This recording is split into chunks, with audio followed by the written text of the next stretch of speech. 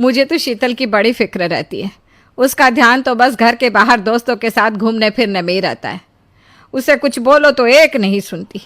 मैं तो कहती हूँ इसकी जल्दी शादी वादी करवा दो, वरना लड़की हाथ से निकल जाएगी। तुमसे ज़्यादा चिंता है मुझे शीतल की शादी की। कल ही वो रामपुर वाले मौसा जी को फ़ोन भी किया था। बता रहे थे एक लड़का है नज़र में, उनका अपना घर है और लड़का भी अच्छा है। अरे तो फिर बस बात चलाओ ना, एक बार देखे तो सही लड़का और घर बार कैसा है। कौन से लड़की की बात चल रही है यहाँ? तुम्हारी शादी की बात चल रही है बेटी। अब तुम्हारी शादी की उम्र हो रही है तो लड़का तो देखना पड़ेगा ना। उफ़ो, मुझे अभी नहीं करनी शादी वादी। ये तो मेरे खेलने कूदने के दिन है। बहुत खेल कूद ली तुम, अब घर के काम धाम सीखने की कोशिश करो, समझी? ससुराल जाकर हमारी नाक मत कटवा देना। सब्जी काटनी तो आती नहीं इसको, तो नाक ही कटवाएगी।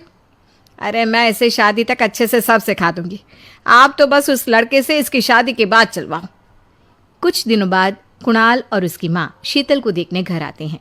कुणाल दिखने में बड़ा ही स्मार्ट होता है। शीतल तो उसे देखती ही रह जाती है। देखो जी, हमारी कोई डिमांड तो है नहीं, बस हम चाहते हैं कि लड़की घरेलू हो, घर के सारे कामकाज संभाल ले। अब आपके परिवार में तो बस 3 ही लोग हैं, पर हमारा तो खूब भरा पूरा परिवार है। बाकी हमें लड़की के घूमने फिरने दोस्तों से मिलने से कोई दिक्कत नहीं है। घर का काम करने के बाद जो चाहे सो करे। अरे वाह, ये तो इतने बढ़िया लोग हैं। लड़का भी इतना स्मार्ट है और ऊपर से इन्हें मेरे घूमने फिरने से भी कोई दिक्कत नहीं है। हे भगवान, तूने तो बिना मांगे ही मुझे सब दे दिया। बताओ जी, और क्या चाहिए हमें? हमारी तरफ से तो रिश्ता पक्का है जी। बस फिर तो हंसी खुशी शीतल और कुणाल की शादी हो जाती है। शीतल मन ही मन बड़ी खुश होती है और उसी खुशी के साथ वो अपने ससुराल में कदम रखती है।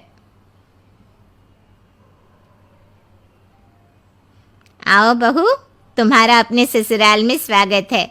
ये मिलो अपने परिवार से। ये तुम्हारे ससुर जी, तुम्हारी ननद सुनीता और गीता, सुनीता के पति राजेश और उनके 2 बच्चे राजू और चिंटू। ये ना हमारे साथ यहीं रहते हैं।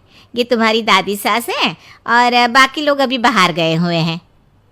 इतने सारे लोग, ये सब यहीं रहते हैं इस घर में?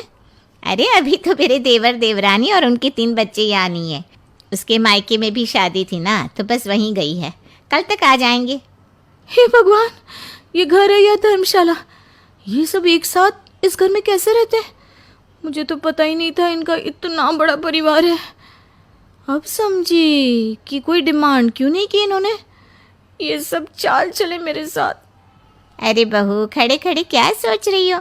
चलो अपने कमरे में जाकर आराम करो। जी माँ जी। अगले दिन शीतल का ससुराल में पहला दिन होता है। शीतल रसोई में जाकर सबके लिए खीर बनाने लगती है। तभी उसकी ननद सुनीता आती है। अरे वाह भाभी, आज क्या बना रही हो? बस दीदी, आज वो पहली रसोई है ना, तो खीर बना रही थी। अरे भाभी, ये खीर वीर रहने दो। घर में 4 लोगों को शुगर है और कुछ लोग मीठा ही नहीं खाते। आप ना सीधा खाना ही बना दो। क्या फ़र्क पड़ता है, मीठा बने या नमकीन? बस बहू के हाथ की पहली रसोई होनी चाहिए ना। जी दीदी, तो फिर मैं खाना ही बना देती हूँ। आप बता दो खाने में क्या बनेगा? बस सिंपल सी कोई सब्जी बना दो, जैसे आलू गोभी या आलू मटर, और उसके साथ रोटियाँ सेक दो। हमारे परिवार में अब तुम्हें मिलाकर पूरे 20 लोग हो गए हैं। 15 बड़े और 5 बच्चे।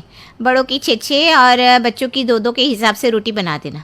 चलो मैं चलती हूँ, सब देख लेना। हाँ, बड़ों की 6 रोटी मतलब कि 15 लोगों की 90 रोटियाँ, और बच्चों की 2 रोटी मतलब 5 बच्चों की 10 रोटियाँ। 90 और 10 मतलब कुल मिलाकर 100 रोटियाँ। हाय, मैं तो मर गई। 100 रोटी अकेले कैसे बनाऊंगी? माँ, ये तुमने मेरी शादी कहाँ कर दी? शादी से पहले तो मैंने कभी 4 रोटी से ज़्यादा नहीं बनाई। शीतल एक बड़ी सी परात में 100 लोगों के हिसाब से आटा निकालती है और उसे गूंथना शुरू करती है। आटा गूंथते गूंथते शीतल के पसीने छूट जाते हैं। उसके बाद बारी आती है रोटी बनाने की। शीतल एक एक करके रोटी बनाना शुरू करती है और 10 रोटी बनाते ही अपनी कमर पकड़ लेती है। हाय, मैं मर गई। मेरी कमर टूट गई खड़े खड़े, और ऊपर से इतनी गर्मी। मैं 100 रोटियाँ कैसे बनाऊंगी? अरे भाभी, सब बाहर रोटियों का इंतजार कर रहे हैं। ज़रा जल्दी जल्दी रोटी सेक दो।